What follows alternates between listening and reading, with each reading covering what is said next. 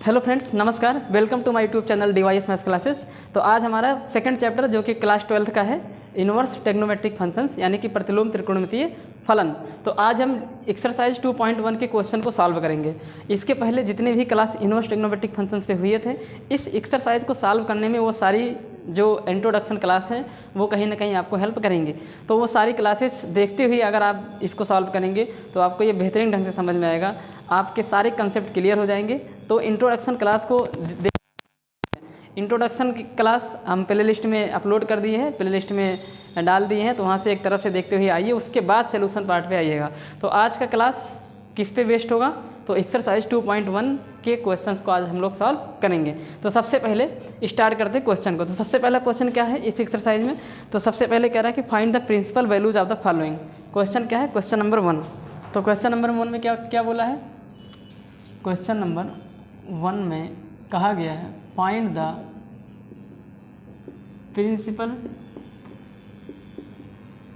Principal values,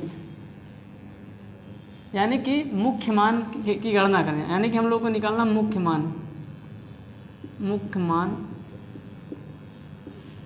ज्ञात करो। तो मुख्य मान क्या है? तो इंट्रोडक्शन वाली क्लास में हमने बताया था, क्योंकि इन्वर्स ट्रिग्नोमेट्रिक फंक्शंस एक जो वैल्यू देता है वो एंगल में देता है, और वह एंगल जो उस इन्वर्स ट्रिग्नोमेट्रिक फंक्शंस के उस प्रतिलोम त्रिकोणमितीय फलन के रेंज में आता हो, वो जो एंगल होगा वही एंगल उसका प्रिंसिपल वैल्यू यानी कि मुख्य मान कहलाता है। तो मुख्य मान हमें डिस्कस करने हैं। तो इसके लिए मुझे ITF जितने भी ITF फंक्शंस होते हैं, जितने भी इन्वर्स ट्रिग्नोमेट्रिक फंक्शंस होते हैं, उन सब की डोमेन और रेंज याद रखनी पड़ेगी, तभी जाके ये कहीं ना कहीं आप लोग इसको सॉल्व कर पाएंगे। वरना बार बार आप बुक को क्या करेंगे? पलटेंगे, देखेंगे। तो आप लोग याद करके आइएगा, तभी इसको आसानी से आप सॉल्व कर पाएंगे। अदरवाइज़ आप बार बार मतलब देखने जाएंगे पीछे, अपना टाइम वेस्ट करेंगे। तो याद कर लीजिएगा। तो ठीक है, देखिए ध्यान से सुनिए। तो सबसे पहले है साइन इनवर्स -1/2। तो सबसे पहला जो क्वेश्चन है वो है साइन इनवर्स -1/2। तो ये है, इसी की प्रिंसिपल वैल्यू निकालनी है। तो अभी हमने बताया कि प्रिंसिपल वैल्यू मतलब मुख्य मान, इसका मतलब होगा कि ऐसा एंगल जो इस साइन इनवर्स की रेंज से बिलोंग करता हो, वही उसकी प्रिंसिपल वैल्यू होती है। तो देखिए इसको क्या करते हैं। तो अभी हमें इसका प्रिंसिपल वैल्यू नहीं पता है, तो हम क्या करेंगे कि मान लेंगे कि इसकी जो प्रिंसिपल वैल्यू है वो x है। तो let be the principal values of sine inverse -1/2 = x। अच्छा, एक चीज़ और मैं आप लोगों को बता देता हूँ। ये जो हमारे न्यून कोण होते हैं, न्यून कोण जिसको हम लोग बोलते हैं अक्यूट एंगल, क्या बोलते हैं? Acute angle. और अक्यूट एंगल जो कि 0 से बड़ा होता है और 90 से छोटा होता है। तो जितने प्लस के अक्यूट एंगल होते हैं वो फर्स्ट क्वाड्रेंट में आएंगे, और जितने माइनस के अक्यूट एंगल होते हैं वो फोर्थ क्वाड्रेंट में आएंगे। तो इस फोर्थ क्वाड्रेंट में कौन कौन से अक्यूट एंगल आएंगे? तो निगेटिव, ऑल यहाँ पे लिख देंगे, ऑल निगेटिव अक्यूट एंगल जो आएंगे वो, यानी कि सभी ऋणात्मक न्यून कोण जो होंगे वो चौथे क्वाड्रेंट में आएंगे, और ऑल पॉजिटिव अक्यूट एंगल वो हमारे आते हैं फर्स्ट क्वाड्रेंट में, वो लोग बिलोंग करते हैं। और सारी क्वाड्रेंट सिस्टम को चेंज करना कैसे हम लोग अपने रेंज में आएंगे, इन सारी चीज़ों को हमने क्लास नंबर 4 में डिस्कस किया हुआ है। तो इंट्रोडक्शन में क्लास नंबर 4 को अगर आप लोग देखेंगे तो आपको वहाँ से बेहतरीन ढंग से समझ में आएगा। तो चलिए इसको करते हैं। तो हम क्या करेंगे, इसकी प्रिंसिपल वैल्यू को मान लेंगे कितना है? x। तो सॉल्यूशन इसको देखिए क्या है ये, यहाँ पे लिखेंगे लेट बी द प्रिंसिपल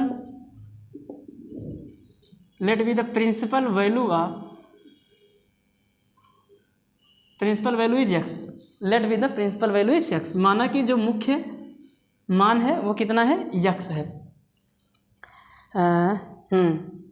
ठीक है, प्रिंसिपल वैल्यू इज x। तो x मान लेंगे प्रिंसिपल वैल्यू को। इट मीन्स ये जो साइन इनवर्स -1/2 आया है, इसको हम लोग अब मान लेंगे x। अब हम लोग क्या करते हैं, यहाँ पे साइड में थोड़ा और आप लोगों को समझाता हूँ, क्योंकि ये आपके लिए नया है। तो ध्यान से देखिए, अगर कभी भी आपको इस तरीके से लिखा मिलता है कि x = tan थीटा, मतलब कोई भी ट्रिग्नोमेट्रिक फंक्शन हो उसके साथ एंगल लगाओ। तो आप यहाँ से क्या कर सकते हैं, थीटा को अकेले रोक के इसको उधर साइड चेंज कर सकते हैं। तो बट जब साइड चेंज करेंगे तो वो बन जाएगा tan इनवर्स x, इनवर्स हो जाएगी। यहाँ पे जो पावर 1 है वो वहाँ पे निगेटिव बन जाएगी। कितनी बन जाएगी, निगेटिव बन जाएगी। अच्छा, ये तो ये कह देंगे। इसी प्रकार से अगर कहीं पे आपको मिल जाए, क्या मिल जाए, y is equal to tan x, तो इसको लिख देंगे x is equal to tan inverse y।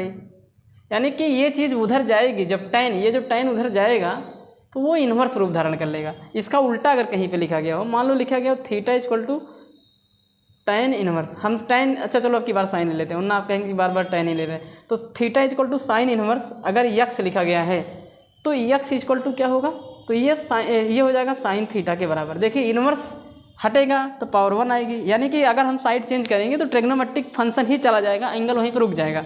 अगर पावर 1 है तो -1 बन जाएगी, -1 है तो 1 बन जाएगी। ये आपको फोकस करनी थी यहाँ पे। इसी प्रकार से जैसे अगर मान लो लिखा गया हो साइन z लिखा गया हो और इधर लिखा गया हो t, तो यहाँ पे z बराबर हो जाएगा साइन, अब देखिए पावर कितनी है वहाँ पे 1 है, तो ये बन जाएगी साइन इनवर्स -1 बन जाएगी और t बन जाएगा। तो यहाँ पे कुछ इस प्रकार से हम लोग करने वाले हैं। तो हमें लगा कि आपको ये बता देना चाहिए ताकि ये आपको समझ में आने लगे।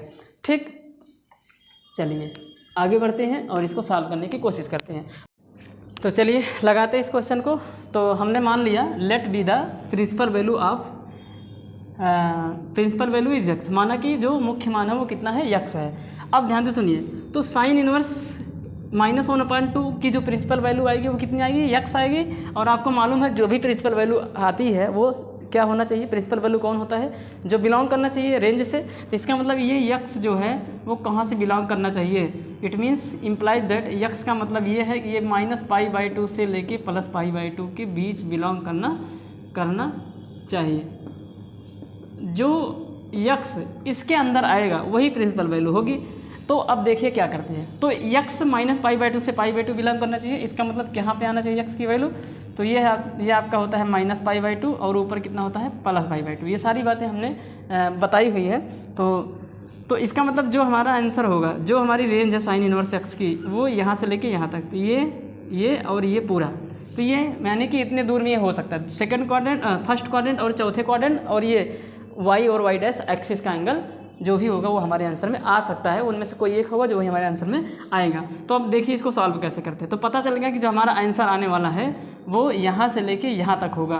तो यानी कि या तो वो चौथे क्वाड्रेंट में आएगा या तो वो आपका पहले क्वाड्रेंट में आएगा। यानी कि जो यक्स बिलोंग करता है या तो चौथे क्वाड्रेंट में होगा या तो पहले क्वाड्रेंट में होगा या तो यक्स वाई या वाई डैश एक्सिस पर होने वाला एंगल होगा। तो देखिए इसको सॉल्व कैसे करते हैं। तो अब क्या करेंगे, अभी आपको सिखाया था ना, अभी आपको क्या सिखाया था कि अगर साइन यहाँ पे अभी आपको यही तो सिखाया ना, sine theta is equal to x लिखा गया तो theta is equal to sine inverse x होगा। इसको इधर ले आएंगे तो फिर से साइन थीटा बन जाएगा।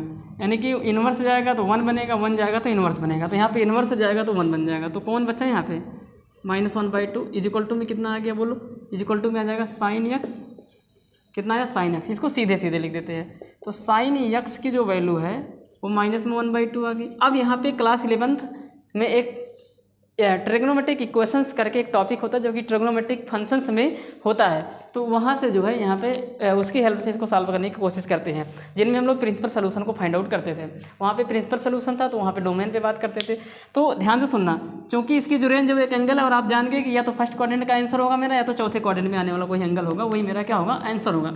तो अब साइन एक्स की वैल्यू -1/2 आ गई। अब इसको हम लोग ऐसे सोचेंगे कि साइन एक्स इक्वल टू -1/2 आया है तो एक्स की क्या वैल्यू हो सकती है। एक्स एक एंगल है, वह कौन सा एंगल है जिसपे साइन जो वैल्यू देता है वो -1/2 देता है। तो माइनस साइन वैल्यू कहाँ आता है, तो आपने देखा कि साइन एक्स की वैल्यू माइनस में आई है। तो साइन एक्स की वैल्यू माइनस कहाँ होती है, तो साइन एक्स की वैल्यू जो माइनस होती है वो आपकी ये चौथे क्वाड्रेंट में होगी या फिर तीसरे क्वाड्रेंट में होगी। तो या तो यहाँ होगी या तो यहाँ होगी। तो यहाँ तो हो नहीं सकती है, क्योंकि क्यों यहाँ नहीं हो सकती है, क्योंकि अगर यहाँ पे होगी तो रेंज से बाहर चली जाएगी। तो फिर कौन बच गया, चौथा क्वाड्रेंट बन गया। तो चौथे क्वाड्रेंट में मेरा आंसर होने वाला है। फर्स्ट क्वाड्रेंट में क्यों नहीं होगा, क्योंकि मेरा आंसर सिर्फ 2 क्वाड्रेंट में होने वाला था, या तो पहले में होता या तो चौथे में होता। तो चौथे में ही होगा क्योंकि पहले में नहीं होगा। पहले में क्यों नहीं होगा, क्योंकि यहाँ पे माइनस जो आ गया है, और साइन पहले क्वाड्रेंट में माइनस होता नहीं है, तो बचा कौन? चौथा। लेकिन मेरे पास ये साइन एक्स माइनस कहाँ कहाँ होते हैं? वो तीसरे और चौथे दोनों जगह होते हैं, पर तीसरे में नहीं होगा क्योंकि तीसरा क्वाड्रेंट कट चुका है, वो रेंज के बाहर है। तो चौथे में मेरा आंसर होने वाला है। और आप सभी को मालूम है कि चौथे क्वाड्रेंट में जो भी होगा वो एक एक्यूट एंगल होने वाला है, क्योंकि एक्यूट एंगल ही वो एंगल है जो -π/2 से बड़ा और π/2 से क्या होगा? छोटा होगा। तो इसका मतलब निकल के आ रहा है कि यहाँ पे क्या कर देंगे, कोई एक्यूट एंगल जिस पे ये 1/2 वैल्यू देता है उसके साथ क्या लगा दीजिए? माइनस लगा दीजिए। तो साइन x इक्वल टू कितने की वैल्यू 1/2 होती है? इसको भूल जाइए थोड़ी देर के लिए। माइनस को कितने की वैल्यू 1/2 होती है? तो आप बोलेंगे साइन 30 अंश का मान यानी कि π/6 का मान होता है। तो यहाँ पे लिख देंगे, यहाँ पे आप कह सकते हैं क्या, इस -1/2 की जगह पे क्या लिख सकते हैं? साइन माइनस में π/6, क्योंकि साइन माइनस में π/6 जो कि चौथे क्वाड्रेंट में स्थित है, और उस पर वैल्यू कितना दे देगा? माइनस में 1/2 दे देगा। कंपेयर कर देंगे तो बताइए x की वैल्यू किसके बराबर आई? तो आप बोलेंगे माइनस में π/6 के बराबर आ गई। किसकी वैल्यू? x की वैल्यू कितना आ गई? माइनस में π/6। अब यहाँ पे क्या करेंगे? x की वैल्यू रख दीजिए। तो x की वैल्यू क्या है? साइन इनवर्स माइनस में 1/2 इज इक्वल टू कितना आ गया? माइनस में π/6 आ गया। यही आपका क्या हो जाएगा? माइनस में π/6 आंसर। तो हेंस इन सबको आप मिटा देता हूँ। Hence principal value is minus में π/6 because -π/6 is belonging close interval -π/2 से +π/2, इसलिए यही हमारा क्या हो जाएगा? यही हमारा क्या हो जाएगा? आंसर हो जाता है। तो इस तरीके से आपको हर एक क्वेश्चन में जब भी प्रिंसिपल वैल्यू निकालने के लिए आएगा तो इस तरीके से सोचना। तो सबसे पहले क्या सोचेंगे? जिसके किस इन्वर्स ट्रिग्नोमेट्री का प्रिंसिपल वैल्यू पूछ रहा है उसकी रेंज में मेरा आंसर आना चाहिए। उससे क्वाड्रेंट पता करिए कि कौन कौन से क्वाड्रेंट में मेरे पॉसिबल आंसर हो सकते हैं। उसके बाद क्लास 11th में जो ट्रिग्नोमेट्रिक इक्वेशंस है उनकी हेल्प से ये देखिए कि ये वैल्यू पॉजिटिव है कि निगेटिव है। तो पॉजिटिव कौन कौन से क्वाड्रेंट है, उनमें से एक हमेशा कट जाएगा। दो आंसर इसके आ ही नहीं सकते हैं, एक ही आएगा। तो एक होगा और वही हमारा आंसर हो जाएगा। जैसे कि यहाँ पे देखिए ऑप्शन हमारे पास दो थे, तीसरा भी और चौथा भी, लेकिन तीसरा रेंज के बाहर चला गया। तो चौथे में मेरा आंसर हो गया। पहले हमें इसलिए नहीं है क्योंकि वहाँ पे निगेटिव होता नहीं है। अब बढ़ते हैं अपने दूसरे वाले क्वेश्चन पे। तो इसको नोट कर लीजिए, इसमें ज़्यादा टाइम लगा है। अब ऐसे ही सोचना स्टार्ट करेंगे हम लोग हर एक क्वेश्चन में। तो अब बढ़ते दूसरे क्वेश्चन में। तो दूसरा क्वेश्चन क्या, ध्यान से देखिए आप लोग। इसी में क्वेश्चन नंबर 2 यानी कि पहले का ही क्वेश्चन नंबर दूसरा, पहले का पार्ट नंबर 2 क्या है क्वेश्चन? cos इनवर्स √3/2 कितना है? cos inverse √3/2, cos inverse √3/2। तो क्या करेंगे? इसको मान लेंगे कि ये थीटा है, माना मुख्य मान कितना है? x है। थीटा नहीं x मान लो, थीटा भी मान सकते कोई भी। Let be the principal value is equal to x। Let be the principal value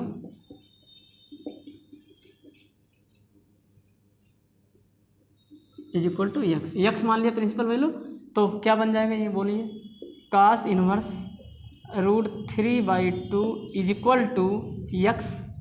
अब ये cos इनवर्स की प्रिंसिपल वैल्यू पूछ रहा है, तो cos इनवर्स की प्रिंसिपल वैल्यू क्या हो सकती है? तो यानी कि x वही होगा। x की वैल्यू क्या पॉसिबल हो सकती है? तो x जो भी होगा वो 0 से π के बीच होना चाहिए, वही x होगा। तो वही जो x आएगा वही प्रिंसिपल वैल्यू होगी। तो 0 से π क्वाड्रेंट के माध्यम से दिखा देते हैं। तो ये आपका होता है 0 डिग्री और ये क्या होता है? π डिग्री, यानी कि यहाँ से लेके यहाँ। अब देखिए क्लोज इंटरवल लगा तो 0 भी आंसर में आएगा और π भी आंसर में आ सकता है। यानी कि जो मेरा आंसर है या तो वो फर्स्ट क्वाड्रेंट में आएगा या तो वो सेकेंड क्वाड्रेंट में आएगा। यही आपको फोकस करना है। तो 0 से बड़ा होना चाहिए, या सीधे सीधे ये कह सकते हैं कि पॉजिटिव एंगल को ही आना चाहिए, 180 से छोटा या 180 के बराबर। तो देखिए फिर क्या करेंगे, इसको कैसे सॉल्व करे थे अभी? तो इस कॉस को उधर भेज देंगे इनवर्स को, तो इधर कितना बच जाएगा? √3/2 इज इक्वल टू में कितना आ गया? cos x। ठीक, आंसर मेरे या तो फर्स्ट क्वाड्रेंट में आएंगे या तो सेकंड क्वाड्रेंट में आएंगे। इसको सीधा लिखते हैं। तो cos x इक्वल टू √3/2। अब हम देखेंगे कि cos x की वैल्यू प्लस आई है कि माइनस आई। तो √3/2 क्या है? √3/2 क्या है? प्लस है। तो हमने देखा कि cos x जो आया है वो प्लस आया है, तो उस x को खोजेंगे जो प्लस आंसर देता है। तो x एक एंगल है, तो कौन से एंगल पे जो cos फंक्शन है वो पॉजिटिव आंसर देता है? तो cos फंक्शन पॉजिटिव कहाँ कहाँ होता है?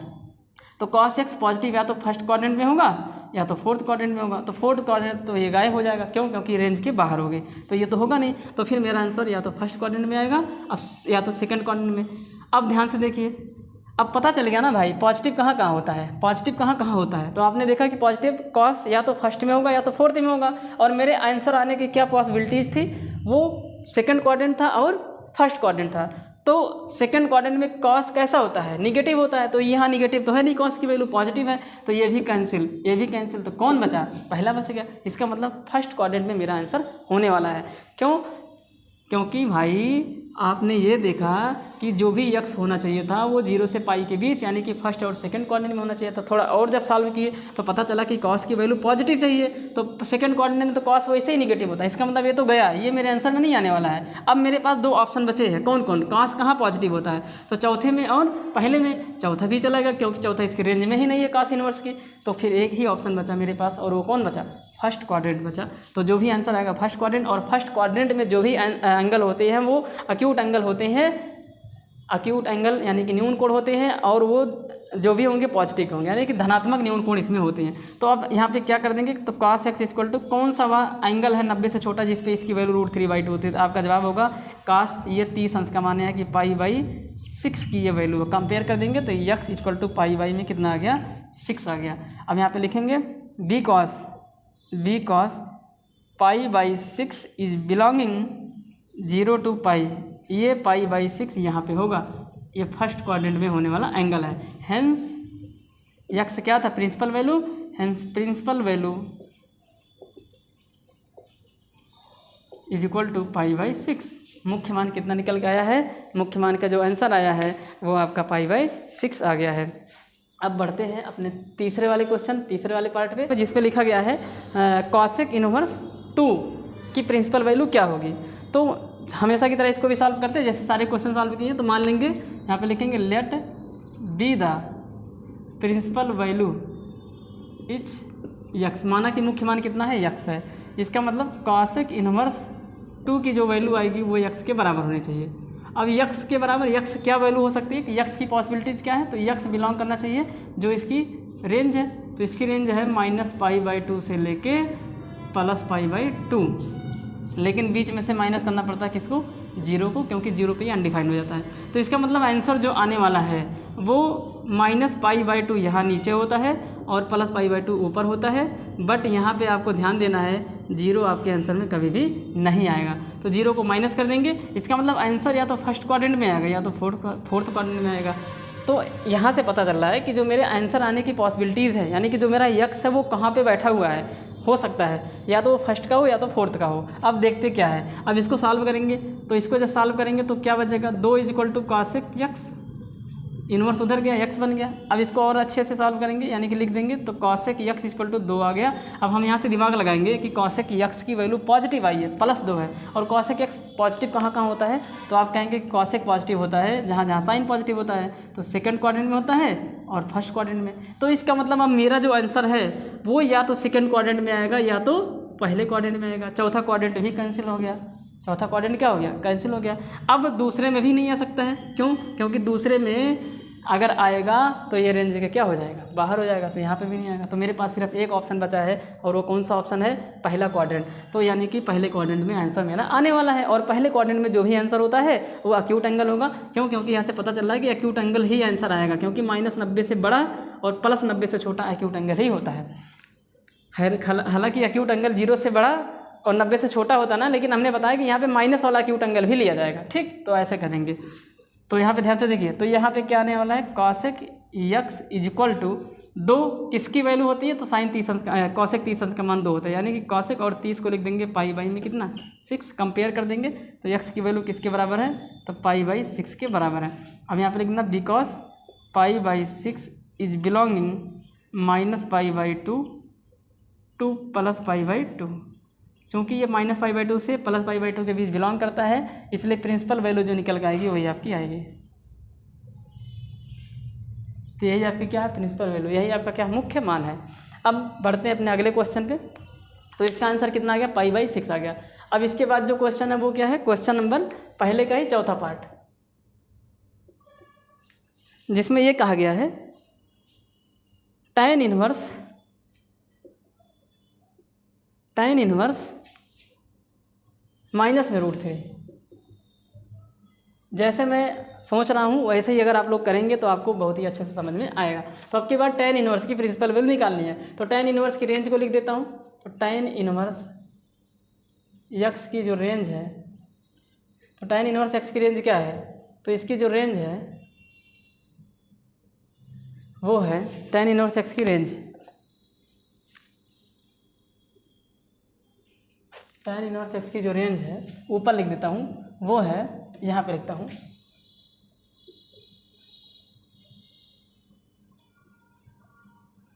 जो भी इसकी रेंज होगी वहीं से बिलोंग करेगा। तो इसकी रेंज क्या होती है, तो इसकी रेंज है ओपन इंटरवल में -π/2 से लेके +π/2, ये इसकी रेंज है। यही क्या है इसकी रेंज। तो ये इसकी रेंज है, तो इसका मतलब मेरा आंसर जो होगा वो -π/2 से लेके +π/2 के बीच आएगा। ये दोनों आपकी बार नहीं होंगे। तो आंसर क्या होने वाला है, तो इसको हम सबसे पहले मान लेंगे प्रिंसिपल वैल्यू कितनी है, x है, और इसको सॉल्व करेंगे।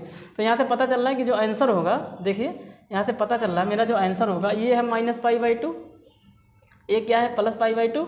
तो आंसर यहाँ से लेके यहाँ तक आ सकता है। तो ना तो ये आंसर में आएगा ना तो ये आंसर में आएगा, क्योंकि वो ओपन इंटरवल लग गया है। तो फिर कहाँ पे होगा, यानी कि फर्स्ट क्वाड्रेंट या फिर चौथे क्वाड्रेंट में आंसर आने वाला है।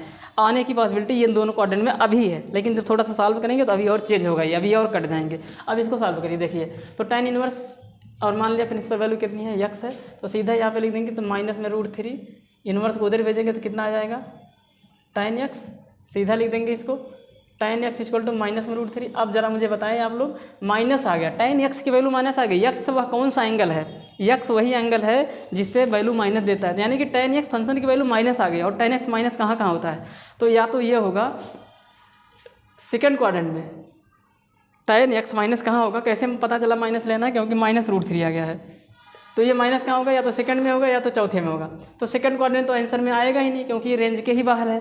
तो फिर क्या आंसर होगा, तो या तो आंसर होगा हमारा सीधा चौथा वाला होगा, फर्स्ट में भी आंसर नहीं होगा। क्यों, क्योंकि फर्स्ट में tan क्या होता है, पॉजिटिव होता है। तो सिर्फ एक क्वाड्रेंट बचा, कौन सा। तो इस तरीके से आप करेंगे ना, तो ये सारी की सारी पॉसिबिलिटी करते चले जाएंगे और तुम्हारा आंसर सीधे क्लियर यानी कि साफ साफ दिखता चला जाएगा। तो देखिए स्टार्टिंग में क्या पॉसिबिलिटी थी आंसर आने की, पहला और चौथा, लेकिन जब थोड़ा सा सॉल्व किया तो पता चला कि दूसरा माइनस आ गया tan, और वो दूसरा और दूसरे में और चौथे में होता है। चौथा आंसर की पॉसिबिलिटी थी खत्म, नहीं है, पहला तो ख़त्म, क्योंकि पहला में वो क्या आता है पॉजिटिव, ये इसलिए ख़त्म हो गया क्योंकि ये रेंज के ही बाहर है। तो कौन तेरा मतलब कौन आपका जो आंसर के लिए बचा, वो कितना बचा, वो बचा आपका चौथा क्वाड्रेंट, और चौथा क्वाड्रेंट में माइनस का एक्यूट एंगल आता है। तो tan x equal to minus कितने पे √3 होता है, आपका वैसे सोचना है, एक्यूट एंगल सोचना है जिस पे √3 वैल्यू देता है, और साथ ही साथ माइनस लगा देना है। तो tan 60 अंश का मान होता है, यानी कि π/3 होता है। लेकिन लगाना क्या पड़ेगा, यहाँ पे माइनस की साइन लगानी पड़ेगी। किसकी साइन लगानी पड़ेगी, माइनस की। तो -π/3 का मान होता है। अब यहाँ से कंपेयर करेंगे तो x इक्वल टू माइनस में π/3, और ये जो बिलोंग करता है ये -π/2 से +π/2 के बीच बिलोंग करता है, इसलिए हमारा यही प्रिंसिपल वैल्यू हो जाएगी। तो ये क्या है प्रिंसिपल। एक क्वेश्चन अगर आपको समझ में आ जाएगा, यही मुख्य मान है आपका, तो आपको बहुत ही बेहतरीन ढंग से समझ में आएगा। अब इसके बाद बढ़ते हैं अपने नेक्स्ट क्वेश्चन पे। तो इसका आंसर कितना आ गया, माइनस में π/3, कितना आया, माइनस में π/3। अब बढ़ते हैं अपने पाँचवें वाले क्वेश्चन पे, पहले के पाँचवें पार्ट में। पाँचवा पार्ट क्या कह रहा है, थोड़ा जल्दी जल्दी आप सॉल्व करते हैं, बहुत समझा दिए इसमें हम। तो cosec इनवर्स -1/2 लिखा गया है। अब यहाँ पे थोड़ा सा फोकस करना है, ये थोड़ा टेढ़ा सवाल है। cosec इनवर्स -1/2 लिखना है, ये मतलब इसकी प्रिंसिपल वैल्यू हमें निकालनी है। तो मान लेंगे कितना है x, तो मानेंगे किसके बराबर है, यहाँ पे x के बराबर है। चलो अब चलो सॉल्व करते हैं इसको। माना प्रिंसिपल वैल्यू बराबर कितना x है, इसका मतलब cosec की cos है यार, cos है, cosec नहीं है, ये cos है। यहाँ पे cos लिखा है, क्या लिखा है यहाँ पे cos, एक मिनट रुक जाइए, cos इनवर्स में लिखा है। तो मान लिया कि x के बराबर है, इसका मतलब cos inverse -1/2 is equal to में कितना आ गया, यक्स आ गया। तो -1/2 किसके बराबर है, cos x के। तो cos x बराबर कितना आ गया, -1/2। अब ध्यान से देखना, अब इसकी रेंज क्या है cos इनवर्स की। तो जो भी यक्स हो गया, यानी कि जो हमने प्रिंसिपल वैल्यू माना है, तो ये जो यक्स है वो कहाँ से बिलोंग करना चाहिए, जो इसकी रेंज है, क्योंकि ये वैल्यू है, प्रिंसिपल वैल्यू यही तो माना हूँ, और प्रिंसिपल वैल्यू रेंज होती है। इसकी रेंज क्या है, cos इनवर्स की, वो है 0 से पाई के बीच। तो जो भी आंसर आएगा वो 0 से पाई के बीच होना चाहिए, यानी कि ये 0 और ये क्या होता है, पाई होता है। तो यानी कि आंसर हमारा आएगा फर्स्ट क्वाड्रेंट या फिर सेकंड क्वाड्रेंट में आंसर आने वाला है। पर यहाँ से हमने ये देखा कि cos का मान निगेटिव है, तो cos का मान निगेटिव सिर्फ और सिर्फ कहाँ होता है, इन दोनों में मिला के cos का मान निगेटिव कहाँ होता है, बाकी सब भूले जाओ। वैसे cos का मान निगेटिव कहाँ कहाँ होता है, तो cos का मान निगेटिव थर्ड क्वाड्रेंट में होता है और सेकंड क्वाड्रेंट में होगा। थर्ड क्वाड्रेंट रेंज के बाहर है, तो बचा कौन सा, सेकंड क्वाड्रेंट, इसको लेना ही नहीं है। ऐसे सोच लीजिए, किसी भी तरीके से आप सोच सकते हैं। तो सिर्फ कौन सा बचा, सेकंड क्वाड्रेंट आपका बचा हुआ है। अब ये आप ध्यान दिए रहना, अब यहाँ पे आपको क्या करना, सेकंड क्वाड्रेंट में आंसर को चाहिए। तो सेकंड क्वाड्रेंट में आंसर चाहिए, तो अब डायरेक्टली सेकंड क्वाड्रेंट का आंसर आप ऐसे नहीं निकाल पाएंगे, क्योंकि यहाँ पे cos है।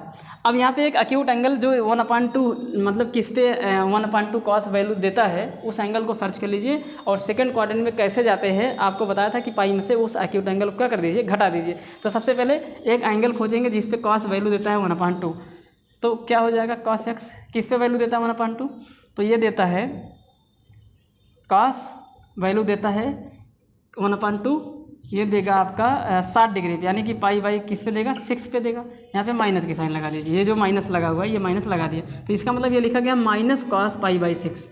इसको अगर ऐसे लिख देते ना, इसको अगर ऐसे लिख देते -π/6, तो चूंकि cos minus theta cos theta के बराबर है, तो ये cos π/6 प्लस बन जाता है। इसलिए यहाँ पे माइनस को कहाँ लगाना पड़ेगा, बाहर। इस बात को ध्यान में रखना है, यहाँ पे माइनस को बाहर लगाना हमारी मजबूरी है। क्यों, क्योंकि बाकी sine minus theta minus sine theta के बराबर होता है, तो चाहे एंगल यहाँ ये माइनस की साइन यहाँ हो चाहे बाहर हो, उससे कोई मतलब नहीं है। पर cos में मतलब है, cos में अगर ये चीज़ ऐसे लिखी तो प्लस बन जाएगी, लेकिन अगर ये बाहर लिखा है इसका मतलब cos π/6 का जो मान होगा, यानी कि जैसे अगर मान लो लिखा गया है sin π/6, तो इसको हम लोग sin -π/6 लिख सकते हैं, ये सही है। पर इसको इस तरीके से लिखना, इसको इस तरीके से लिखना क्या हो जाएगा, गलत हो जाएगा, क्योंकि cos minus theta plus cos theta के बराबर होता है, ना कि माइनस cos थीटा के बराबर होता है। तो इसी चीज़ को यहाँ पे हम लोग को फोकस करना था, इसीलिए क्वेश्चन थोड़ा सा ये अटपटा सा है। तो हमने एक एंगल पता कर लिया जिसपे cos की जो वैल्यू है वो 1/2 होती है, इस माइनस को इग्नोर करते हुए हमने माइनस को पीछे लगा दिया। अब क्या करना है, आप ऐसे सब में कर सकते हैं। जैसे मान लीजिए अगर यहाँ पे साइन होता तो भी हम माइनस को इग्नोर करते हुए और पता करते हैं कि वो कौन सा एंगल है जिसको 1/2 वैल्यू देता है। उसके बाद में अगर cos के सिवा कुछ और होता, यहाँ पे cos के सिवा कुछ और होता, साइन वगैरह कुछ होता, तो हम इसको ऐसे लिख देते बाद में। मान लो यहाँ पे ऐसे लिखा होता, माना यहाँ पे लिखा होता -sin π/6, तो हम इसको ऐसे लिख सकते थे sin माइनस में π/6, तो कर सकते थे, लेकिन cos के साथ ऐसा नहीं कर सकते हैं। इसी वजह से हमारी मजबूरी है, लेकिन हम लोग स्टार्टिंग वहीं से करेंगे। हम जब भी मुझे एंगल पता करना पड़ेगा कि किस एंगल पे वह कौन सा एक्यूट एंगल है जिस पर वो वैल्यू इतनी देती है, तो माइनस को इग्नोर करके आप निकाल सकते हैं। ठीक, देखिए ध्यान से सुनिए।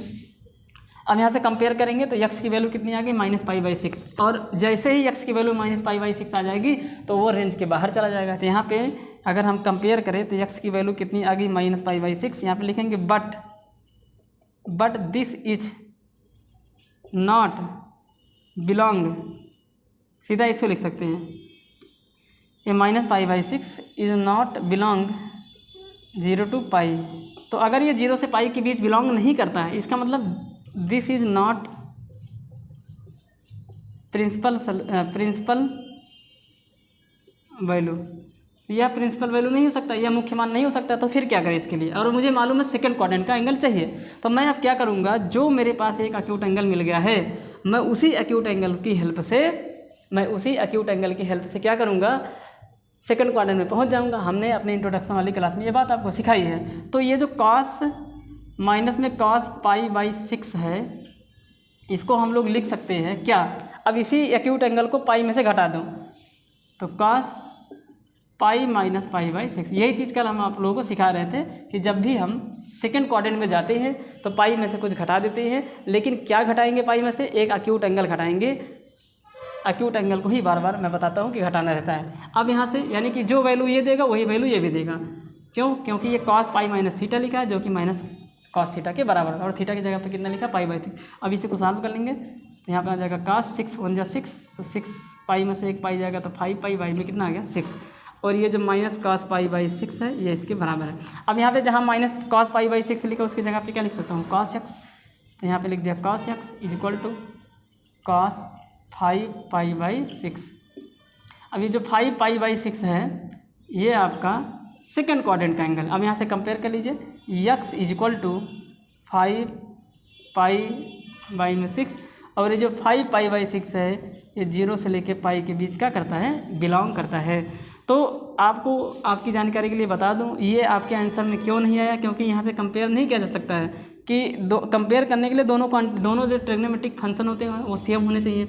यहाँ पे माइनस कॉस लिखा है, यहाँ पे प्लस कॉस लिखा है, इस वजह से यहाँ पे हम लोग कंपेयर नहीं कर पाए। और साथ ही साथ ये एक्यूट एंगल है, सेकंड क्वाड्रेंट का एंगल हो ही नहीं सकता है, तो सेकंड क्वाड्रेंट में मुझे जाना है, और सेकंड क्वाड्रेंट में जाने के लिए क्या करते हैं, पाई में से एक एक्यूट एंगल को घटा देते हैं। ठीक, तो इस तरीके से ये वाला क्वेश्चन लग जाता है। अब बढ़ते हैं अपने दूसरे वाले क्वेश्चन पे, यानी कि इसी का पार्ट नंबर 6 नंबर पार्ट पे देखिए क्या लिखा गया है, मिटा देते हैं इसको, 6वें पार्ट पे डिस्कस करते हैं।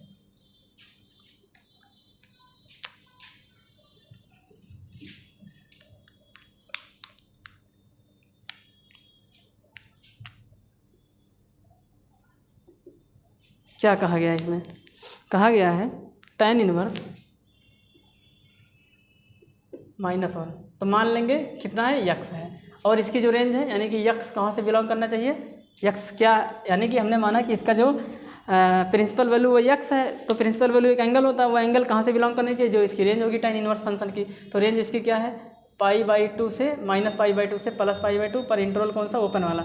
इसका मतलब है कि जो भी आंसर आएगा वो ये -π/2 है और ये +π/2 है, इनके बीच आएगा, ये भी आंसर में नहीं आएगा, ये भी, यानी कि y और y डैश आपकी बार आंसर में आने वाले नहीं है। तो आंसर आने के चांसेस कौन कौन सी है, पहले वाले क्वाड्रेंट में और चौथे वाले क्वाड्रेंट में है। अभी और भी कट जाएगा। अब इसको सॉल्व करेंगे तो आप ये कहेंगे कि जो tan x है वो 1 के बराबर है। क्यों, क्योंकि -1 इक्वल टू tan x, ये tan इनवर्स उधर जाएगा, tan x बन जाएगा, इसको सीधा लिख देंगे, tan x की वैल्यू किसके बराबर आ गई, -1 के बराबर। अब आप देखेंगे कि tan x की जो वैल्यू वो -1 है, यानी कि tan फंक्शन की जो भी वैल्यू आई -1, तो tan माइनस कहाँ होता है, या तो वो माइनस होगा सेकंड क्वाड्रेंट में, या तो माइनस होगा चौथे क्वाड्रेंट में। तो सेकंड क्वाड्रेंट में तो वो आ ही नहीं सकता है, ये तो गया वैसे ही काम से, क्योंकि रेंज के ये क्या है, बाहर है। तो फिर कौन से क्वाड्रेंट में माइनस है, चौथे क्वाड्रेंट में माइनस है। तो इसका मतलब हमारा जो आंसर आने वाला है वो चौथे क्वाड्रेंट में होगा, क्योंकि पहले पॉसिबिलिटी क्या थी, पहला और चौथा, पहला तो कट गया क्योंकि पहले में tan की वैल्यू क्या होती है, पॉजिटिव होती है। तो फिर निगेटिव के लिए कौन बचा, दूसरे और चौथे में से कौन बचा, चौथा बचा। दूसरा क्यों कटा, क्योंकि दूसरा हमारे रेंज से पहले ही बाहर जा चुका है। ठीक, तो यहाँ पे सीधा लिख देंगे। अब हमने बताया आपको कि चौथे क्वाड्रेंट में जो भी एंगल होगा वो एक्यूट एंगल होगा निगेटिव का।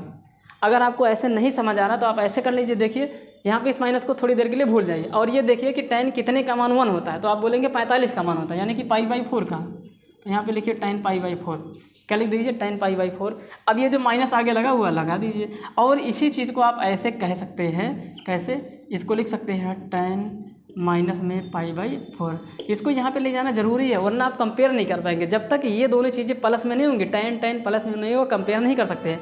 ये यहाँ पे हमने एक फार्मूला यूज़ किया, फार्मूला कौन सा यूज किया, फार्मूला ये है कि tan -θ is equal to -tan theta, tan -θ equal to कितना आ गया, -tan थीटा। तो इसी फार्मूले की हेल्प से हमने यहाँ पे जो है अपने इस क्वेश्चन को किया है।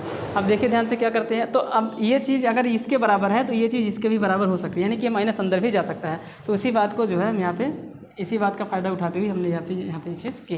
तो उम्मीद करता हूँ कि आपको ये समझ में आया होगा।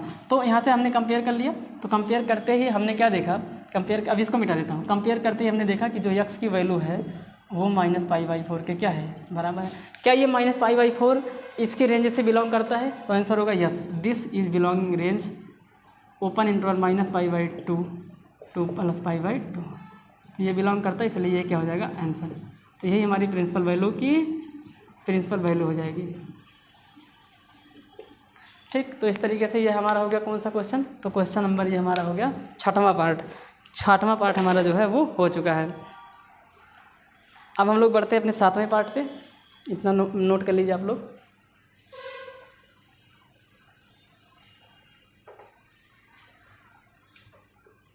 क्या हुआ रतन,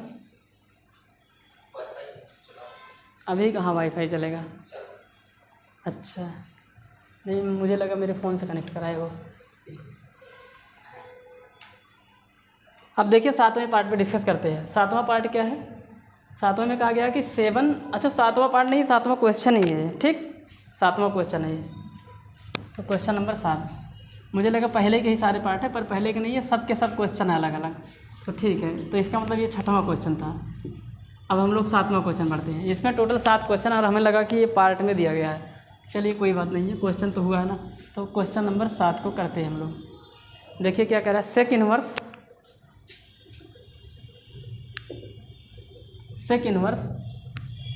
2/√3, सेक इनवर्स 2/√3, ठीक। तो क्या है ये? तो मानेंगे कि इसकी प्रिंसिपल वैल्यू कितनी है, 1 है। कितना है, यक्स है। तो माना कि प्रिंसिपल वैल्यू कितनी है, यक्स है। अब ये यक्स कहाँ से बिलोंग करना चाहिए, यानी कि यक्स जो भी प्रिंसिपल वैल्यू है वो कहाँ से बिलोंग करना चाहिए? तो यक्स बिलोंगिंग जो इसकी रेंज है, तो इसकी रेंज क्या है, सेक की रेंज है 0 से लेके पाई के बीच। लेकिन याद रहे इसमें से आपको माइनस करना पड़ता है, क्या माइनस करना पड़ेगा आपको? इसमें से पाई/2 को क्या करना पड़ेगा, माइनस करना पड़ेगा। ये बात आपको फोकस करनी है। मुझे लगा यार ये पहले के ही पार्ट है तो मैंने ध्यान नहीं दिया। खैर क्वेश्चन तो सब कराया है ना, चाहे वो पार्ट के हिसाब से बोल दूं तो आप लोग उसको देखना। अब हम लोग बढ़ते हैं इसके सलूशन को और भी आगे डिस्कस करते हैं। तो यहाँ से बताइए क्या होगा। तो आप बोलेंगे कि सेक यक्स की जो वैल्यू है वो 2/√3 के बराबर है। अब आप यहाँ से दिमाग लगाएंगे कि सेक यक्स, अच्छा यहाँ पे मेरा आंसर क्या होने वाला था, तो 0 से पाई, ये 0 है और ये पाई है, तो ये आंसर होने वाले। तो ये भी आंसर होगा, ये भी होगा, क्योंकि वहाँ पे क्लोज इंटरवल लगा हुआ है। पर ये वाला जो एंगल होगा ये नहीं हो सकता है, क्योंकि ये पाई/2 वाला एंगल है, ये नहीं हो सकता, ठीक।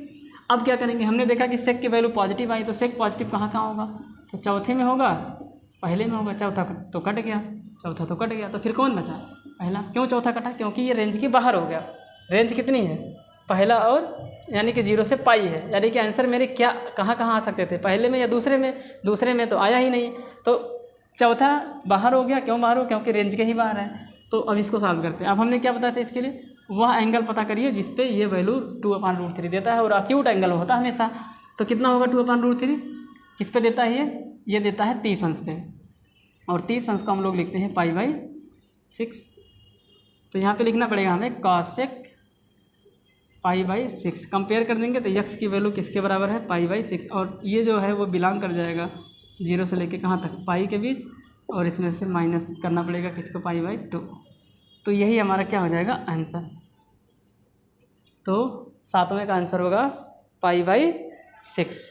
अब बढ़ते हैं अगले क्वेश्चन पे, फटाफट इसको जल्दी जल्दी करा देते हैं। 7वां क्वेश्चन भी हो गया। अब हम लोग बढ़ते हैं 8वें क्वेश्चन पे। अब धीरे धीरे आप सीख गए होंगे कैसे करते हैं। क्वेश्चन नंबर 8 क्या कह रहा है, cot इनवर्स √3। तो मान लेंगे कि इसकी जो प्रिंसिपल वैल्यू वो यक्स है, और जो प्रिंसिपल वैल्यू यक्स है वो कहाँ से बिलोंग करना चाहिए, तो यक्स बिलोंग करना चाहिए जो cot इनवर्स की रेंज है।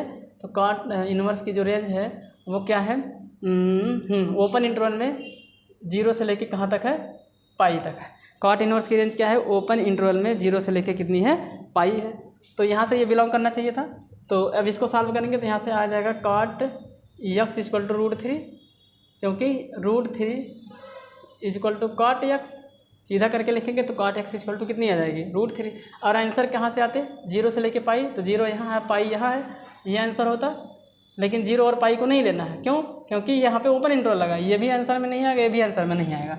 तो फिर कौन सा, तो पहला क्वाड्रेंट आंसर हो सकता है और दूसरा क्वाड्रेंट आंसर हो सकता है। लेकिन उसने कहा कि cot x = √3 प्लस √3, यानी कि cot x की वैल्यू प्लस आ गई, और cot x की वैल्यू प्लस फर्स्ट क्वाड्रेंट में होगी, और मेरे पास 2 ही ऑप्शन है। तो cot x की वैल्यू फर्स्ट क्वाड्रेंट में प्लस होती है, और कहाँ पे होती है, थर्ड क्वाड्रेंट में। थर्ड क्वाड्रेंट में आंसर तो हो ही नहीं सकता है, क्योंकि ये पहले ही रेंज के बाहर चला गया। और ये भी नहीं हो सकता आंसर, क्यों, क्योंकि ये नेगेटिव देगा वैल्यू। तो पॉजिटिव के लिए सिर्फ एक ऑप्शन बचा हुआ है, और ये फर्स्ट क्वाड्रेंट है, और फर्स्ट क्वाड्रेंट में जो भी एंगल आता है वो अक्यूट एंगल पॉजिटिव वाला होता है। इसका मतलब ये cot x किसकी वैल्यू होती है, √3, जो भी एंगल होगा अभी देखना पॉजिटिव ही आएगा। तो cot 30 अंश का मान होता है, और 30 को लिखते हैं हम लोग पाई/6। यहाँ पे लिख सकते हैं √3 की जगह पे cot पाई बाई में कितना, 6। कंपेयर कर लेंगे, यक्स की वैल्यू कितनी आ जाएगी, पाई बाई में कितना आ गया, 6। क्या ये यक्स जो पाई/6 आया है वो 0 से बड़ा और 90 से छोटा है, yes this is greater than 0 and less than pi, sorry 90 नहीं, पाई 180 डिग्री।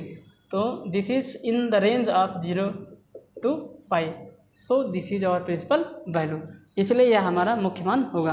तो अब हम लोग बढ़ते हैं अपने अगले क्वेश्चन पे, क्वेश्चन नंबर 9, जिस पे क्वेश्चन नंबर 9 थे।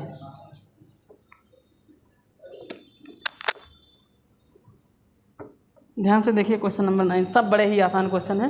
क्वेश्चन नंबर 9 को ध्यान से देखिए,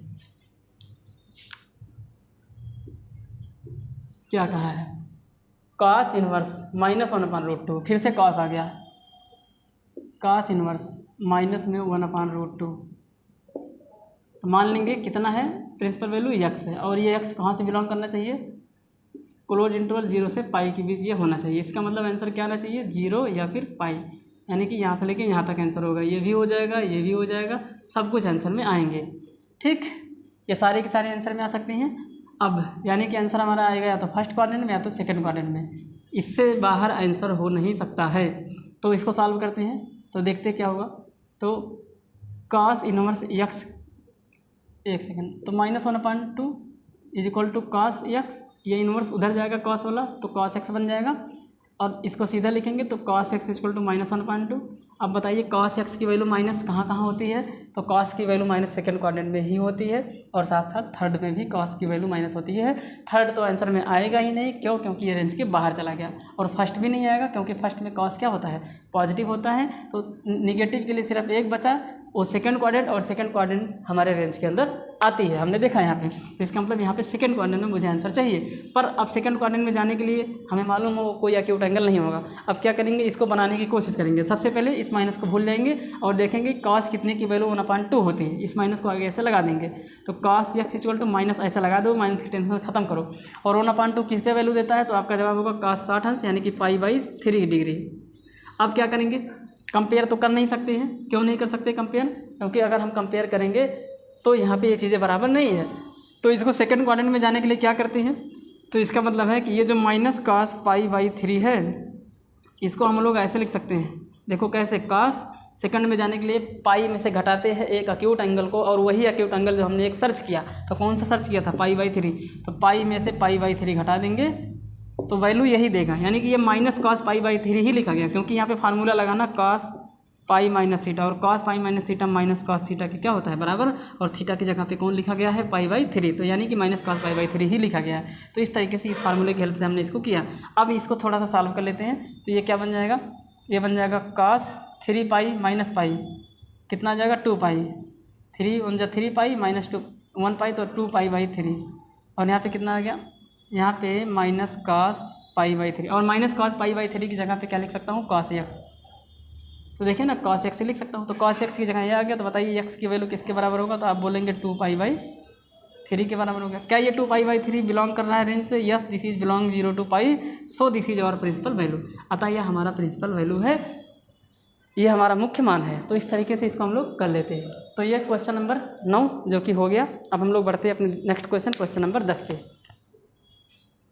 बहुत ही आसान है भाई, जैसे बता रहा हूँ वैसे ही सोचो, जैसे जैसे मैं बता रहा हूँ वैसे अगर आप लोग सोचेंगे तो बिल्कुल ही आसानी से लग जाएगा। यहाँ पे सारी चीज़ें अपने आप कटती चली जाएंगी, एक चीज़ लास्ट में बचेगा जो आपके आंसर के लिए खड़ा रहेगा कि हाँ भाई मैं ही आपका आंसर हूँ, इस तरीके से वो चिल्लाएगा। अब क्वेश्चन नंबर 10 देखिए, देखो क्या कह रहा है क्वेश्चन नंबर 10 में। कह रहा है कि कॉसेक इन्वर्स माइनस में √2। मान लेंगे कि प्रिंसिपल वैल्यू कितनी है, x है, और ये x कहाँ से बिलोंग करना चाहिए, यानी कि जो x की वैल्यू आएगी वो कहाँ से बिलोंग करनी चाहिए, जो कॉसेक इन्वर्स की रेंज है। और कॉसेक इन्वर्स की रेंज क्या है, तो कॉसेक इन्वर्स की रेंज आपकी होती है -π/2 से लेके π/2।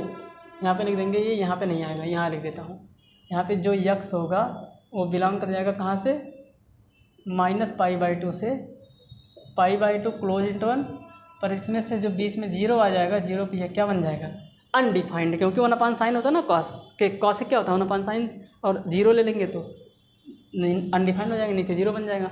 तो ये बताइए किसके बराबर हो जाएगा जब इसको सॉल्व करेंगे, यानी कि आंसर मेरा क्या आने वाला है। यहाँ पे अगर मैं दिखाऊँ आप लोगों को, तो आंसर हमारा जो आने वाला है वो ये है -π/2, ये कितना है -π/2, और ये है +π/2, ये सब मेरे आंसर में आएंगे, पर ये 0 नहीं आएगा। ये वाली लाइन जो एक्स एक्सिस की है ये मेरे आंसर में नहीं आएगा। तो यानी कि आंसर या तो फर्स्ट क्वाड्रेंट में आएगा या तो फोर्थ क्वाड्रेंट में आएगा।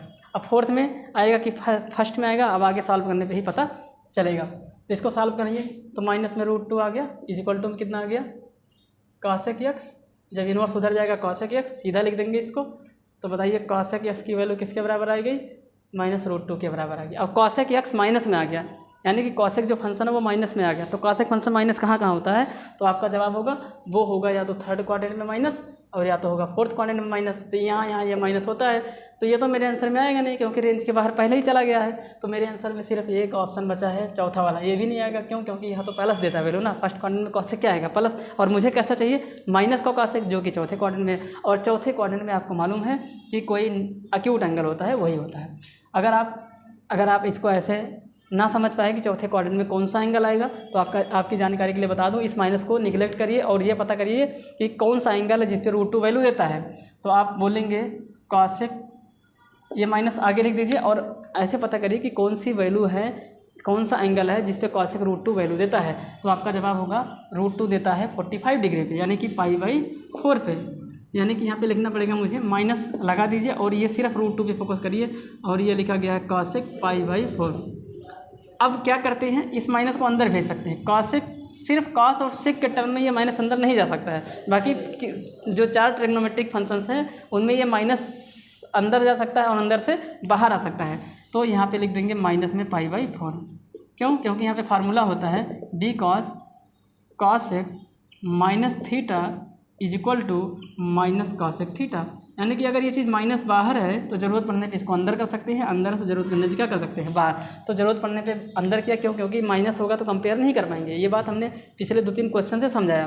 तो यहाँ पे इसका मतलब यहाँ पे आ जाएगा cosec और यहाँ पे x है, cosec x। आप कंपेयर करिए, x की वैल्यू किसके बराबर हो जाएगी, तो आप बोलेंगे माइनस में π/4 के बराबर हो जाएगी। अगर ये माइनस में π/4 इस रेंज से बिलोंग करेगा तो ये आंसर में आएगा। तो ये बिलोंग करता है क्योंकि -45 लिखा है, -45 -90 से क्या है, बड़ा है। तो यहाँ पे लिखेंगे this is belonging -π/2 to π/2, so this is our principal value. तो ये हमारा प्रिंसिपल वैल्यू है। ये क्या हमारा प्रिंसिपल वैल्यू, ये हमारा मुख्य मान है। समझ में आ रहा है आप लोगों को कि नहीं समझ में आ रहा है? तो आप इस तरीके से करेंगे तो एक एक अपने आप करता हुआ चला जाएगा। तो अब हमने 10 क्वेश्चन कर लिए हैं। अब हम बढ़ते अपने 11 नंबर क्वेश्चन पे और 12 नंबर क्वेश्चन पे। 11, 12, 13, 14 अभी हमारे पास 11, 12 यानी कि 4 क्वेश्चन बचे हुए हैं। तो देखिए क्वेश्चन नंबर 11 क्या है, उसके पहले इंक डाल देते हैं, उसके बाद पढ़ाते हैं। बहुत ही आसान चैप्टर है ये।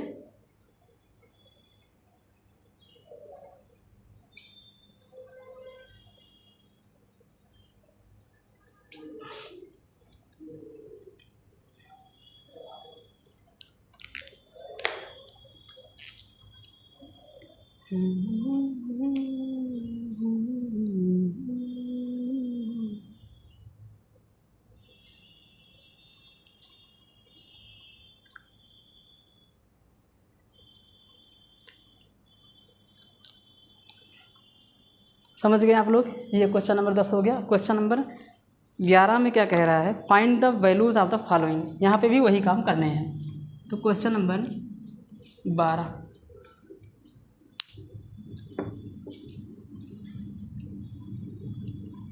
करना वही है, बस इसमें कई सारे क्वेश्चन जोड़ के दे दिया गया है। क्वेश्चन नंबर 12 से लेके मतलब 11 और 12 दोनों में नहीं, सबसे पहले 11 करेंगे। फाइंड द वैल्यूज ऑफ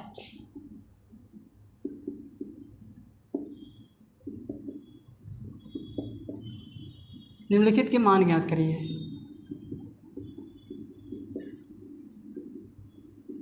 निम्नलिखित के मान ज्ञात करो। तो सबसे पहले क्या है, साइन इनवर्स। अब देखिए यहाँ पे कई सारे क्वेश्चन मिक्स करके दिया हुआ है, तो करना वही सब कुछ है, चाहे जितने क्वेश्चन मिक्स करके दिया हो। यानी कि सबसे पहला है tan इनवर्स, यानी कि 11 नंबर में जो क्वेश्चन है वो है tan inverse 1 plus cos inverse minus में 1/2 प्लस साइन इनवर्स माइनस में 1/2।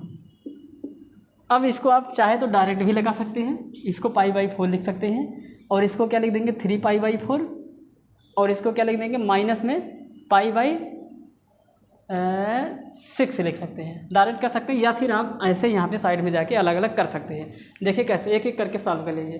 तो जब tan इनवर्स 1 लिखा गया, इसका मतलब यहाँ पे 3 क्वेश्चन थे जो अभी आपने लगाए 10 क्वेश्चन, उस टाइप के 3 क्वेश्चन है, और तीनों को क्या कर दिया गया है, ऐड कर दिया गया, और उसके बाद आपसे वैल्यू पूछ रहा है। तो आप अलग अलग करके यहाँ पे सेट कर सकते हैं। तो जैसे tan इनवर्स 1 की प्रिंसिपल वैल्यू मान लेंगे x होगा, तो कितना बन जाएगा ये, आप बोलेंगे tan x इक्वल टू में कितना 1। अब tan इनवर्स की जो प्रिंसिपल वैल्यू है, tan इनवर्स की रेंज क्या क्या है, -π/2 से लेकर +π/2, लेकिन इंटरवल कौन सी होनी चाहिए, ओपन इंटरवल। इसका मतलब ये दोनों आंसर में नहीं आएंगे।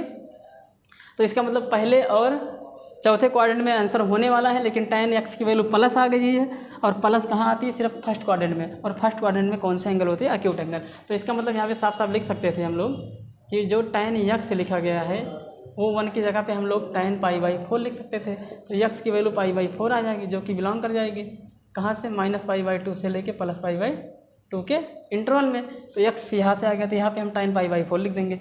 आगे इसी प्रकार से दूसरा क्या सॉल्व करना है, दूसरा था cos इनवर्स माइनस में 1/2, इसको x मानेंगे, और ये x कहाँ से बिलोंग करना चाहिए था, x बिलोंग करता है 0 से पाई के बीच, ओपन इंटरवल नहीं, यहाँ पे क्लोज इंटरवल लगेगा, 0 से पाई के बीच, यही तो बिलोंग करता है। तो इसका मतलब कौन कौन सा क्वाड्रेंट है, 0 ये है, पाई ये है, तो यहाँ से लेके यहाँ तक हमारा आंसर आता है ये यहाँ तक। इसका मतलब फर्स्ट क्वाड्रेंट या फिर सेकंड क्वाड्रेंट, इन दोनों जगह हमारा आंसर आने वाला है। अब ध्यान से देखिए इसको कैसे करते थे, ये cos वाला है तो इसको लिख देते थे cos इनवर्स 1/2। तो यहाँ पे सीधा ऐसे कर सकते थे cos x इक्वल टू में कितना -1/2, और cos माइनस होता है सेकंड क्वाड्रेंट में या फिर थर्ड क्वाड्रेंट में। थर्ड क्वाड्रेंट आंसर होगा नहीं क्योंकि रेंज के बाहर है, तो सेकंड क्वाड्रेंट हमारा आंसर है। तो सेकंड क्वाड्रेंट एक्यूट एंगल तो होगा नहीं, तो वहाँ पे पहुँचने के लिए मुझे पाई में से क्या करना पड़ता है, घटाना पड़ता है। तो ऐसे क्वेश्चन अभी हमने देखे थे, तो इसको क्या करेंगे अब ध्यान से सुनना। तो cos x इक्वल टू, हमने बोला था इस माइनस को लिख दीजिए और भूल जाइए माइनस को। अब ये पता करिए कि किस पे cos की वैल्यू 1/2 होती है। तो आपको मालूम है ये cos π/3 की वैल्यू होती है, यानी कि 60 डिग्री का मान होता है 1/2। अब क्या करेंगे, इस माइनस को यहाँ पे अंदर नहीं भेज सकते हैं, इसको हम cos -π/3 नहीं लिख सकते हैं, ऐसे नहीं लिख सकते हैं। और कोई होता तो लिख देते, cos और sec के अलावा और कोई होगा तो लिख सकते थे, यहाँ पे नहीं लिख सकते हैं। क्यों? क्योंकि वो प्लस बन जाता है। तो फिर क्या करेंगे, अब इसको थोड़ा सा और भी आगे सॉल्व करने की कोशिश करेंगे। तो कैसे करते ध्यान से देखिए, हमने आपको बताया था सेकंड क्वाड्रेंट में जाना है, तो जो एक्यूट एंगल आपके पास आया हुआ है ना, उसी एक्यूट एंगल को पाई में से घटा दीजिए। इस माइनस को देखना ही नहीं है क्योंकि सेकंड क्वाड्रेंट में जा रहा है और सेकंड क्वाड्रेंट में माइनस ही वैल्यू देता है cos। तो ये बन जाएगा cos π-π/3, और π-π/3 को सॉल्व कर देंगे तो आ जाएगा 2π/3। यहाँ पे हमें लगा तो 2π कुछ दूसरा बोल दिए थे, और यहाँ पे माइनस में cos π/3 आ गया। अब माइनस cos π/3 किसके बराबर है, ये cos x के बराबर है। किसके बराबर है, ये cos x, और यहाँ पे लिख देंगे cos, जब इसको सॉल्व करेंगे तो 2π/3 आ गया। अब cos x के बराबर 2π/3। अब ये 2π/3 जो वो 0 से लेकर पाई के बीच बिलोंग करता है, तो यहाँ से x की वैल्यू ये आ जाएगी, कितनी आ जाएगी, x की वैल्यू ये आ जाएगी। तो इन सब का जो अलग अलग रेंज है आप निकाल सकते हैं। अब इसके बाद एक तीसरा वाला बचा है, इनको भी देख लीजिए। तो ये पहला हुआ, ये दूसरा हुआ, नहीं ये पहला था, ये दूसरा था, तीसरा ध्यान से देखिए। तीसरा आपका क्या था, साइन इनवर्स माइनस में 1/2 इक्वल टू, मान लेंगे कितना है, x है। तो साइन x की वैल्यू कितनी आई, -1/2, और ये x कहाँ से बिलोंग करना चाहिए, इस x की जो वैल्यू है वो -π/2 से लेके +π/2 के बीच आनी चाहिए। यानी कि कौन सा क्वाड्रेंट होगा, -π/2 ये है और +π/2 ये है, ये आपके आंसर में आना चाहिए, फर्स्ट क्वाड्रेंट और चौथा क्वाड्रेंट। अब साइन x की वैल्यू माइनस कहाँ होती है, तो सीधा चौथे क्वाड्रेंट में होगी, फर्स्ट में होगी नहीं। तो कौन सा आंसर होगा, चौथे क्वाड्रेंट, और चौथे क्वाड्रेंट में कोई एक्यूट एंगल होता है निगेटिव वाला। तो साइन x इक्वल टू किस पे 1/2 होता है। अगर आप ये ना समझ में आए कि एक्यूट एंगल माइनस वाला होता तो आप ऐसे सोचिए कि किस पे 1/2 होता है, इस माइनस को यहाँ लगा दीजिए और उसके बाद माइनस को भूल जाइए, किस पे 1/2, 30 पे। तो 30 को लिख देंगे π/6। अब इसको अंदर भेज सकते हैं, साइन tan cosec कॉट, इन चारों के केस में ये अंदर जा सकता है, यानी कि ये माइनस अंदर गया तो यहाँ पे आ जाएगा -5/6। अब यहाँ पे कितना आ गया sin x। अब कंपेयर कर लेंगे तो x की वैल्यू किसके बराबर हो जाएगी, -π/6 की ये बराबर हो जाएगी। तो यहाँ से x की वैल्यू आ गई, और x किसके बराबर आया था, x आपका आया है sin इनवर्स -1/2 के बराबर, और यहाँ पे आ गया -π/6 के बराबर। तो डायरेक्ट इस तरीके से कर सकते हैं। तो ये तीनों चीज़ें हमने यहाँ पे निकाली। अब इन्हीं तीनों को यहाँ पे सेट कर देना और कुछ नहीं करना है। ठीक, तो देखिए कैसे सेट करते हैं। तो tan इनवर्स 1 कितना आया था, यहाँ पे x की जगह π/4 आया, और x को हमने क्या माना था, tan इनवर्स 1 कितना माना 1, और ये कितना बराबर आ गया π/4 के बराबर। तो यहाँ पे π/4, तो इतना आपको पूरा करना पड़ेगा, यहाँ पे पूरा करना पड़ेगा। ठीक, यहाँ पे x मानेंगे, यहाँ पे कुछ और मान लीजिए, यहाँ पे कुछ और, या फिर सबको अलग अलग रख के ही सॉल्व कर सकते हैं। ठीक, तो यहाँ पे लिख देंगे सीधा सीधा क्या, π/4, फिर यहाँ पे कितना आया था 2π/3, फिर यहाँ पे कितना आ गया माइनस में π/6। तो इसको नोट कर लीजिए, उसके बाद इसको सॉल्व कर लेते हैं, आंसर आ जाएगा। ठीक, इसको आप लोग नोट कर लीजिएगा।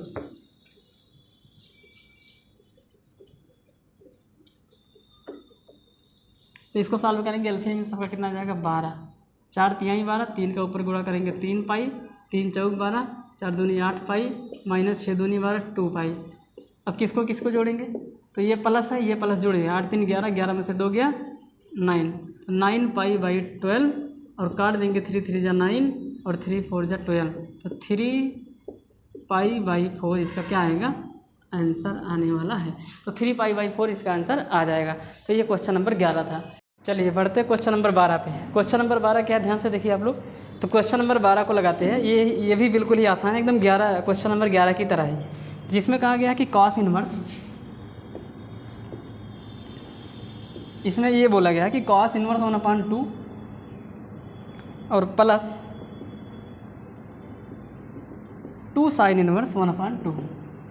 देखो ये कितना आसान है, बहुत ही आसान है। यहाँ पे क्या करेंगे, अब इनको एक साथ लगाते हुए चलते हैं। तो इसके मान लेंगे कि इसकी जो वैल्यू है, प्रिंसिपल वैल्यू वो x है, इसको मान लेंगे y। यहाँ पे लिखेंगे कि माना, यानी कि let be the cos inverse 1/2, let be the principal value of cos inverse 1/2 = x and sine inverse 1/2 = y। यानी कि इसकी प्रिंसिपल वैल्यू, cos इनवर्स 1/2 के प्रिंसिपल वैल्यू को हमने x मान लिया, और साइन इनवर्स 1/2 ये लिखा गया है साइन इनवर्स 1/2, और इसकी प्रिंसिपल वैल्यू को हमने क्या मान लिया, y मान लिया। अब इसको ध्यान से देखिए, तो क्या करते हैं, अब प्रिंसिपल वैल्यू cos इनवर्स 1/2 की कितनी है, x है, और x क्या आंसर देगा, x की वैल्यू क्या पॉसिबल है, x बिलोंग करना चाहिए 0 से पाई के बीच, और यहाँ पे y क्या बिलोंग करना चाहिए, तो y बिलोंग करना चाहिए -π/2 से लेके π/2 के बीच, क्योंकि जो उसकी प्रिंसिपल वैल्यू उसी में बिलोंग करना चाहिए, वही आंसर आएगा, तभी माना जाएगा। यानी कि x की वही वैल्यू मान होगी जो इसके अंदर आएगी, y की वही वैल्यू मान होगी जो इसके अंदर आएगी। तो क्या करेंगे, मेरा आंसर क्या क्या हो सकता है, 0 ये है, पाई ये है, तो 0 से पाई, क्योंकि क्लोज इंटरवल है, तो ये सारे मेरे आंसर में आएंगे, यानी या तो फर्स्ट क्वाड्रेंट में आंसर होगा या तो सेकेंड में होगा। और यहाँ पे ये है -π/2 और ये है +π/2। आंसर यहाँ से लेके यहाँ तक कुछ भी हो सकता है, यानी कि फर्स्ट क्वाड्रेंट या फिर फोर्थ क्वाड्रेंट का। अब ध्यान से देखिए, इसको सॉल्व करते हैं जैसे हमेशा के सॉल्व करते हैं। तो cos इनवर्स 1/2 = 1 x, तो यहाँ पे 1/2 = में कितना आ जाएगा cos x। अब इसको सीधा लिखेंगे तो कितना आ जाएगा, cos x की वैल्यू किसके बराबर है, 1/2। अब आप बोलेंगे cos x प्लस में आ गया, और cos x प्लस में कहाँ होता है, एक तो फर्स्ट क्वाड्रेंट में होगा, दूसरा चौथे क्वाड्रेंट में होगा। चौथा तो हमारे आंसर में वैसे ही नहीं आएगा, क्योंकि ये रेंज के क्या है, बाहर है, ये रेंज के बाहर है, इसलिए मेरे आंसर में तो बिल्कुल भी नहीं आएगा। तो फिर कौन सा मेरे आंसर में आया, first quadrant. Second quadrant range में आ रहा था, लेकिन ये आंसर के बाहर चला जाएगा, क्योंकि ये नेगेटिव वैल्यू देता है। तो सिर्फ बचा कौन, यही बचा, ये मेरे आंसर में आएगा। तो cos x = कितना है, किस पे वैल्यू 1/2 देता है, तो ये cos 60 अंश, यानी कि π/3 की वैल्यू ये होती है। कंपेयर कर देंगे तो x = में कितना आ जाएगा, π/3, और ये π/3 0 से लेके पाई के बीच बिलोंग करता है। साथ ही साथ अब जरा मुझे बताइए, x की वैल्यू आ गई, तो x क्या मान चुके हैं, x है आपका cos इनवर्स 1/2, और ये किसके बराबर आ चुका है, ये आ गया है आपका π/3 के बराबर। तो यहाँ से हमने एक वैल्यू निकाल ली किसकी, cos इनवर्स 1/2 और x की जगह पे कितना निकाल लिया, π/3। इसी प्रकार से यहाँ पे भी सॉल्व कर लेंगे, सिमिलरली यहाँ पे सॉल्व करेंगे इसी प्रकार से। देखिए क्या करेंगे, हमने क्या देखा कि साइन इनवर्स 1/2 ये y के बराबर है, और y या तो चौथे क्वाड्रेंट में होगा या तो पहले क्वाड्रेंट में होगा। तो बताइए यहाँ से कितना हो जाएगा साइन y, तो साइन y की वैल्यू 1/2 हो गई। अब साइन y की वैल्यू प्लस में आई, और प्लस कहाँ होगा, या तो फर्स्ट में होगा या तो सेकंड में होगा। सेकंड में आंसर होगा नहीं क्योंकि रेंज के बाहर है, तो फिर कहाँ पे होगा, फर्स्ट में होगा। चौथे में भी नहीं हो सकता क्योंकि चौथे में वो क्या होगा, निगेटिव होगा। तो फर्स्ट क्वाड्रेंट में एक्यूट एंगल होता है, इसका मतलब साइन y और कितने पे 1/2 होता है, 30 अंश पे होता है, जिसको हम लोग लिखते हैं π/6। अब इसको कंपेयर करेंगे तो y की वैल्यू किसके बराबर आ गई, π/6 के बराबर आ गई। और y किसके बराबर है, तो आप बोलेंगे y साइन इनवर्स 1/2 और ये π/6 के बराबर। तो जहाँ पे साइन इनवर्स 1/2 लिखा गया है, इसको हम लोग π/6 लिख सकते हैं। अब क्या करेंगे, ये दोनों वैल्यू को उठा के यहाँ पे रख देंगे और हमारा आंसर आ जाएगा। देखिए कैसे, तो लिखेंगे सो, देखिए क्या है, तो क्या हो जाएगा, अब क्या क्या हो जाएगा, cos inverse 1/2 plus 2 sign inverse 1/2। तो cos इनवर्स 1/2 की जगह पे लिख देंगे π/3 और प्लस 2 साइन इनवर्स इसके जगह पे लिख देंगे π/6। इन दोनों का एलसीएम 6 आया, 2 टाइम गया, नहीं एक सेकेंड, इसकी जगह पे लिख देंगे कितना, π/3 प्लस इस 2 को भूल जा रहे थे, इंटू इसकी जगह पे, पूरे की जगह पे कितना लिख देंगे, π/6।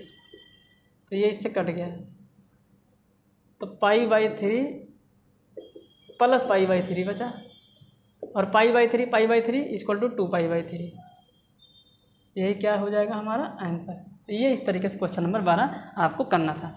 क्वेश्चन के सलूशन में सिर्फ आपका ये पूरा पार्ट आएगा, ये तो मैंने आपको समझाने के लिए किया। ये इतना जो पार्ट है ये मैं आपको समझाने के लिए लिखता हूँ ताकि आपको अच्छे से समझ में आए। तो ये समझने के लिए बस, साइड में रफ साइड में आप इसको कर सकते हैं, लेकिन आप फेयर में इसको मत इंक्लूड करिएगा। ये आपके माइंड वर्क है, इनको आप साइड में कर सकते हैं। ये नहीं कि इसको भी आंसर में अपने लिखे जाइए ना, आंसर में तो सिर्फ ये सारे पार्ट आएंगे, बस ये जो किनारे लिखे गए ये पूरे आपके आंसर में आएंगे। ये भी आएगा, ये भी आएगा, ये जो रेंज है वो रेंज लिखी जाएगी, पर ये वाला नहीं आएगा, इतना पार्ट नहीं आएगा। इतना आपको समझने के लिए करना, आप इतना अगर नहीं लिखेंगे आपको साइड में समझना पड़ेगा, अन्यथा आप लगा नहीं पाएंगे। ठीक, तो इस तरीके से ये हुआ क्वेश्चन नंबर 12। अब हम लोग बढ़ते हैं, 2 और क्वेश्चन बचे हुए हैं, ऑब्जेक्टिव है क्वेश्चन नंबर 13 और क्वेश्चन नंबर 14 की तरफ हम लोग बढ़ते हैं। तो मिटा देते हैं इसको और हम लोग क्वेश्चन नंबर 13 पे डिस्कस करते हैं।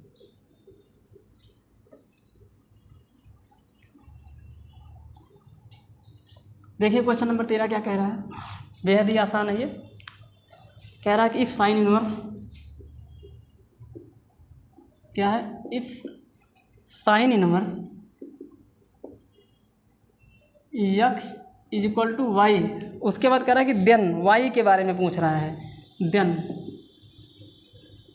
तो यानी कि ये साइन इनवर्स x की वैल्यू y के बराबर है, यानी कि साइन इनवर्स समथिंग किसके बराबर, y के, और y फंक्शन की वैल्यू है। तो क्या साइन इनवर्स में फंक्शन की वैल्यू रेंज होती है ना, तो क्या रेंज होगा, y क्या होगा, अरे भाई sine inverse something equal to y, और साइन इनवर्स समथिंग क्या देता है वह, फंक्शन की वैल्यू, और फंक्शन की वैल्यू कहाँ पे मिलनी चाहिए, जो उसकी रेंज होगी। इसका मतलब जो y है वो बिलोंग करना चाहिए जो इसकी रेंज है, और इसकी रेंज क्या है, -π/2 से लेके +π/2, लेकिन इंटरवल कौन सा रहेगा, क्लोज इंटरवल। इसका मतलब -π/2 हो या -π/2 से बड़ा हो, और π/2 हो या π/2 से छोटा हो। इसको ऐसे भी लिख सकते हैं कि जो y है वो छोटा होगा, बराबर होगा π/2 से, और बड़ा होगा, बराबर होगा -π/2 से। तो जो ऑप्शन होगा वही ऑप्शन ये सही हो जाएगा। तो आई थिंक ये कौन सा ऑप्शन है, तो ये है आपका ऑप्शन नंबर बी। तो यहाँ पे बी ऑप्शन जो होगा वही आपका क्या हो जाएगा, सही। तो ये सही है, तो यानी कि बी ऑप्शन आंसर में क्या हो जाएगा, सही। अब बढ़ते हैं अगले क्वेश्चन, क्वेश्चन नंबर 14 पे। सब बिल्कुल ही आसान है यार, जब लेकिन आप आर डी शर्मा वगैरह के क्वेश्चन करेंगे तो थोड़ा सा आपको टफ लगेगा, लेकिन जो इन्फॉर्मेशन मैं बताया हूँ प्रिंसिपल वैल्यू निकालने के लिए, इसी माइंड से अगर आप लोग निकालेंगे तो किसी भी बुक का क्वेश्चन हो वो बिल्कुल ही आसानी से निकल सकता है। आप वहाँ पे बिल्कुल भी परेशानी का सामना नहीं करेंगे। ठीक, अब देखिए क्वेश्चन नंबर कौन सा, 14। क्या कह रहा है, कह रहा है कि tan inverse √3 minus sec inverse minus में 2 किसके बराबर है, ये किसके इक्वल है, इज इक्वल। तो इसको ऐसा लगाएंगे, माना यहाँ पे लिखेंगे कि माना let tan inverse √3 is equal to x and sec inverse -2 is equal to y, क्योंकि इसकी अलग वैल्यू आ सकती है, इसकी अलग वैल्यू आ सकती है, इसलिए एक्स और वाई माना। तो यहाँ पे बट एक्स कहाँ से बिलोंग करना चाहिए, यानी कि जो tan इनवर्स √3 आएगा, यानी कि जो एक्स का मान होगा जो रेंज, वो रेंज से बिलोंग करनी चाहिए। तो एक्स कहाँ से बिलोंग करना चाहिए, जो tan की रेंज है ओपन इंटरवल में -π/2 से +π/2 है। कहाँ से कहाँ तक है, यहाँ पे जो एक्स है वो बिलोंग करना चाहिए ओपन इंटरवल में -π/2 से +π/2, और यहाँ पे ये जो वाई है वो कहाँ से बिलोंग करना चाहिए, तो वो जो सेक की रेंज है, तो सेक की रेंज क्या है, तो क्लोज इंटरवल में 0 से पाई है, पर इसमें से घटाना पड़ता है किसको, π/2 को, याद होना चाहिए, यहाँ से बिलोंग करेगा। तो इसका मतलब हमारा जो आंसर होगा वो -π/2 और ये +π/2, लेकिन ये दोनों मेरे आंसर में नहीं आएंगे क्योंकि यहाँ पे ओपन इंटरवल लगा हुआ है। तो आंसर मेरा फर्स्ट क्वाड्रेंट या फोर्थ क्वाड्रेंट में आ सकता है। अब देखते हैं क्या होगा, यहाँ पे सॉल्व करते हैं इसको। देखिए हमने बोला ये आपका रफ वर्क है, तो आप सिर्फ इधर ऐसे सॉल्व कर लेंगे। तो जब tan इनवर्स √3 की वैल्यू x के बराबर है, तो बताइए tan x किसके बराबर होगी, तो आपका जवाब होगा √3 के बराबर होगी। तो आपने देखा कि tan x की वैल्यू प्लस आई है, कहाँ पे प्लस होती है, पहले में या चौथे में, तो आपका जवाब होगा पहले में। ठीक, पहले में होती तो तीसरे में भी है, तीसरा तो आंसर में ही नहीं आएगा, उसके बारे में सोचना ही नहीं है क्योंकि आंसर पहले ही बता दिया है, पहले ही हमने गेस लगा लिया कि आंसर पहले में या चौथे में होगा, दोनों में से कोई एक होगा। तो यानी कि आंसर पहले में है और पहले में कोई एक अक्यूट एंगल न्यून कोण आता है।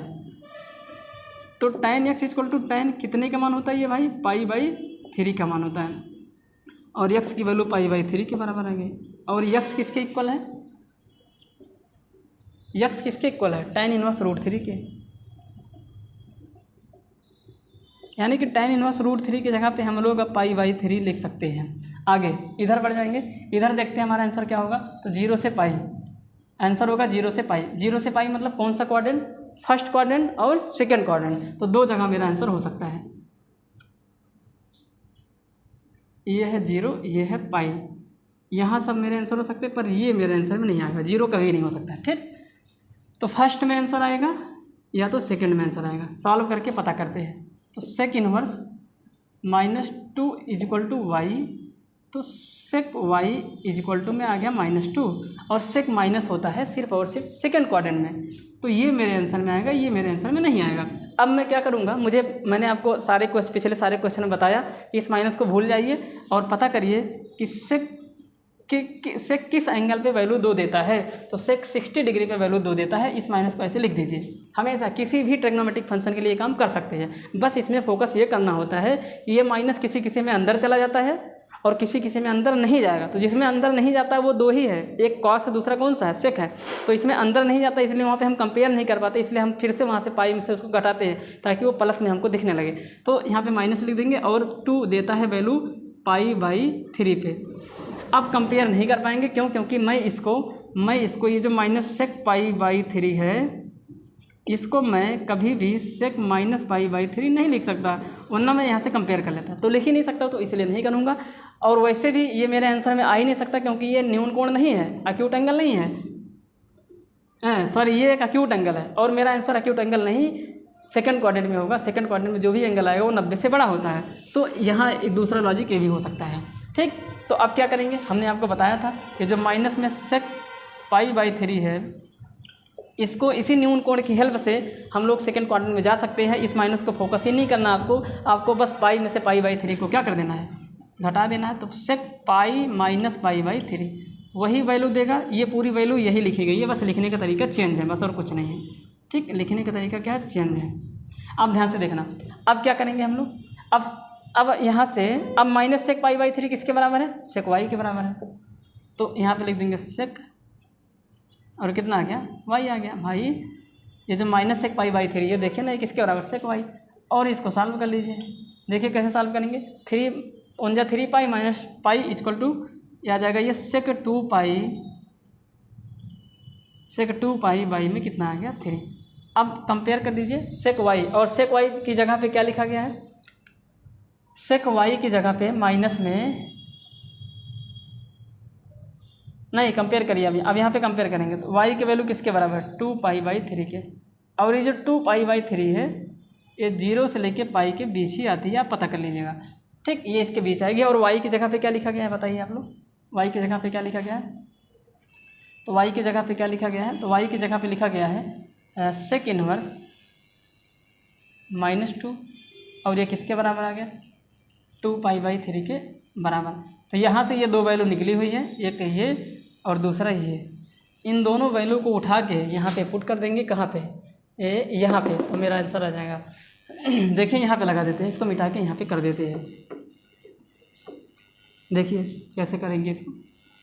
तो क्या लिखा है, नाउ, यहाँ पे लिखेंगे now tan inverse √3 minus sec inverse minus में 2।